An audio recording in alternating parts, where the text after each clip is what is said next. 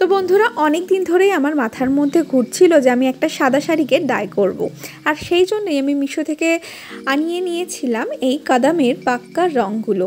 এই বক্সের মধ্যে কিন্তু প্রায় 7-8টা কালার ছিল এবং প্রত্যেকটাই খুবই সুন্দর সুন্দর ভাইব্রেন্ট কালার ছিল এবং সেই কালারগুলোকে ফিক্স করে নেওয়ার জন্য ছিল ডাই ফিক্স। তো দেখো আমি প্রথমে আমার সাদা শাড়িটাকে ভালো করে ফোল্ড করে বেঁধে নিয়েছিলাম এবং প্রথমে ব্লু কালারের ডাইতে এবং পরে হলুদ কালারের ডাইতে 15 থেকে 20 মিনিট পর্যন্ত ডুবিয়ে রেখেছিলাম। ডাইটা অবশ্যই কিন্তু গরম জলে একটু লবণ সহযোগে ফুটিয়ে নিতে হবে, তোমরা যে কালারই করতে চাও না কেন, এবং তার মধ্যে তোমাদের শাড়িকে 15 থেকে 20 মিনিটের জন্য চুবিয়ে রাখতে হবে। তারপর আমি শাড়িটাকে তুলে নিয়ে ডাই ফিক্সের মধ্যে ভিজিয়ে দিয়েছিলাম। তো এখানে একটু উষ্ণ গরম জলে ডাই ফিক্সটা দিয়ে শাড়িটাকে চুবিয়ে রাখতে হবে অন্তত 15 মিনিটের জন্য।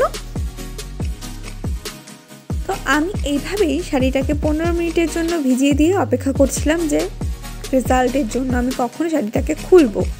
তো আলটিমেট রেজাল্টটা কিন্তু খুবই ভালো এসেছিলো। আমি এতটাও ভাবিনি যে এতটা ভালো হবে, আমি একটু ভয় করছিলাম যে নষ্ট হয়ে যায় কিনা শাড়িটা। তো তোমরা দেখতে পাচ্ছ হলুদের সাথে ব্লু কালারের ট্রানজিশন এখানে ক্রিয়েট হয়েছে এবং আমি যতটা ভেবেছিলাম তার থেকে অনেক বেশি সুন্দর হয়েছে বলে আমার মনে হয়। তোমাদের কেমন লাগলো অবশ্যই কমেন্ট করে জানিও।